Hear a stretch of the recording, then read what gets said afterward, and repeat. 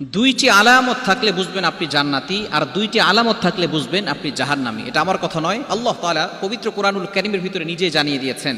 এটা আল্লাহ তাআলা 30 নম্বর পারার 3 নম্বর পৃষ্ঠার 15 নম্বর লাইন এবং 30 নম্বর পারার 4 নম্বর পৃষ্ঠার 1-2 নম্বর লাইন সূরা নাজিআতের 37, 38, 39, 40, 41 নম্বর আয়াতগুলোতে খুবই চমৎকার করে জানিয়ে দিয়েছেন দুইটি আলামত থাকলে বুঝবেন আপনি জান্নাতি এবং দুইটি আলামত থাকলে বুঝবেন আপনি জাহান্নামী। আমরা সকলেই জান্নাতে যেতে চাই, চাই কি চাই না? আমরা সকলেই জান্নাতে যেতে চাই, তবে জান্নাতে যাওয়ার কাজ করতে চাই না। আল্লাহ পাক রব্বুল আলামিন জান্নাতটাকে সহজ করে দিয়েছেন। এই যে দেখেন, আপনি মসজিদে ঢুকেছেন, ফজর নামাজের পরে মসজিদে ঢুকেছেন, অথবা জোহরের নামাজের সময় মসজিদে ঢুকেছেন। মসজিদে ঢুকতে কোনো টাকা লাগে? আজ পর্যন্ত কোনো ইমাম সাহেব, কোনো খতিব সাহেব অথবা কোনো সভাপতি সাহেব বলেছেন যে জোহরের নামাজ পড়তে ঢুকতে হলে 50 টাকা জরিমানা দিতে হবে? কেউ বলেছে? বোঝা গেল ফ্রিতে আপনি মসজিদে ঢুকে আপনি জান্নাতে যেতে পারেন। কিন্তু সিনেমা হলে যেতে টাকা লাগে কি লাগে না? ওয়াইফাই বিল আছে না নাই? ডিশের বিল আছে না নাই?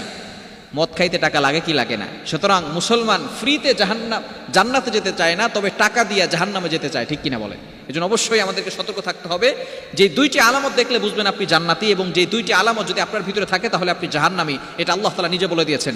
প্রথমে আমরা জানবো জাহান্নামী কারা, যাদের ভিতরে দুইটি আলামত আছে। আল্লাহ তাআলা নিজে বলে দিয়েছেন 30 নম্বর পারা 3 নম্বর পৃষ্ঠার 15 নম্বর লাইন সূরাতুন নাজিয়াতের 37 and 38, 37 নম্বর আয়াত এবং 38 নম্বর আয়াতে আল্লাহ পাক রব্বুল আলামিন বলছেন, ফাআম্মা মান তাগা ওয়া আথারাল হায়াতাদ দুনিয়া।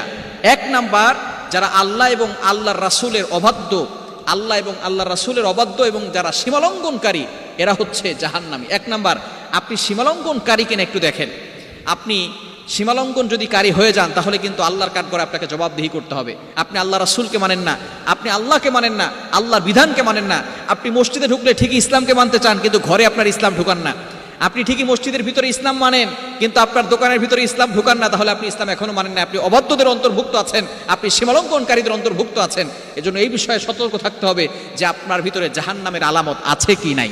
ফাআম্মা মান তাগা, এবং 2 নম্বর হচ্ছে ওয়া আথারাল হায়াতাদ দুনিয়া, যারা দুনিয়াটাকে আখিরাতের থেকে বেশি প্রায়োরিটি দেয়, অর্থাৎ দুনিয়াটাকে বেশি সে উপভোগ করতে চায়। সে যে একদিন আখিরাতে চলে যাবে, আখিরাত যে একটা জগৎ আছে, সেই জগৎটাকে সে ভুলেই থাকতে চায়, অর্থাৎ সব সময় দুনিয়া নিয়ে ব্যস্ত হয়ে পড়ে। তাহলে জাহান্নামী মানুষদের 2টি আলামত। 1 নম্বর হচ্ছে আল্লাহ আর আল্লাহ রাসূলের বিরুদ্ধাচরণ করা, সীমালঙ্ঘন করা, অবাধ্য হওয়া। এবং 2য় নাম্বার হচ্ছে যারা আখিরাতের কাছে দুনিয়াটাকে বেশি প্রায়োরিটি দেয়, বেশি প্রাধান্য দেয় এবং দুনিয়া নিয়ে সব সময় পড়ে থাকে। এখন আপনি চিন্তা করে দেখেন, এই 2টা জিনিস আপনার ভিতরে আছে নাকি? যদি থাকে তাহলে আল্লাহ তাআলা বলছেন ফাইন্নাল জাহিমা হিয়াল মাওয়া, তাদের জায়গা হচ্ছে জাহান্নাম। ফাইন্নাল জাহিমা হিয়াল মাওয়া, তাদের অবস্থান স্থল হচ্ছে জাহান্নাম। এরপরে আল্লাহ পাক রব্বুল আলামিন জানিয়ে দিয়েছেন জান্নাতীদের 2টি আলামত। আল্লাহ তাআলা নিজেই বলে দিয়েছেন, ও আম্মা মান খাফা মাকামা রাব্বিহি ওয়া নাহান নাফসা আনিল হাওয়া।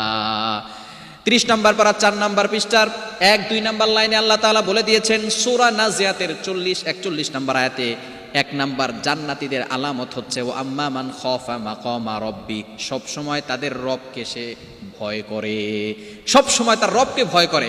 আপনার রবের ভয় যদি আপনার অন্তরে থাকে তাহলে আপনি জেনা করতে পারবেন না, চুরি করতে পারবেন না, ডাকাতি করতে পারবেন না, অন্যায় কাজ করতে পারবেন না, অশ্লীল কাজ করতে পারবেন না, কারণ আপনার অন্তরে আপনার রবের ভয় আছে। ও আম্মা মান খাফা মাকামা রাব্বি, যাদের অন্তরে সব সময় তাদের প্রভুর ভয় থাকে। এবং 2য় নাম্বার হচ্ছে ওয়ানাহান নাফসা আনিল হাওয়া, নিজের ইচ্ছায় কোনো কাজ করেন না, অর্থাৎ আল্লাহ তাআলার বিধান অনুযায়ী সে কাজ করে।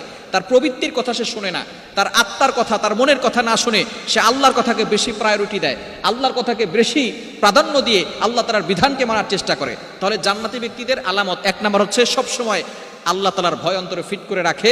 আল্লাহ তাআলার ভয় সবসময় ফিট করে রাখলে আপনি গুনাহ থেকে বাঁচতে পারবেন। 2য় নাম্বার হচ্ছে মন চাই জিন্দেগি সে চলে না, সে আল্লাহ তাআলার বিধান অনুযায়ী চলে। এই 2টি আলামত থাকলে আল্লাহ পাক রব্বুল আলামিন ঘোষণা দিয়েছেন ফাইন্নাল জান্নাতা, আল্লাহ পাক রব্বুল আলামিন তার স্থান করে দিয়েছেন জান্নাত। এখন আপনি চিন্তা করে দেখেন, 2টি আলামত হচ্ছে জাহান্নামের, 2টি আলামত জান্নাতের। আপনি কি জান্নাতের আলামতের ভিতরে আছেন নাকি জাহান্নামের আলামতের ভিতরে আছেন? আল্লাহ তাআলা আমাদের সকলকে জাহান্নাম থেকে ফিরে এসে এই আলামতগুলো দূরে সরিয়ে দিয়ে জান্নাতের আলামতগুলো ফিট করার তৌফিক দান করেন।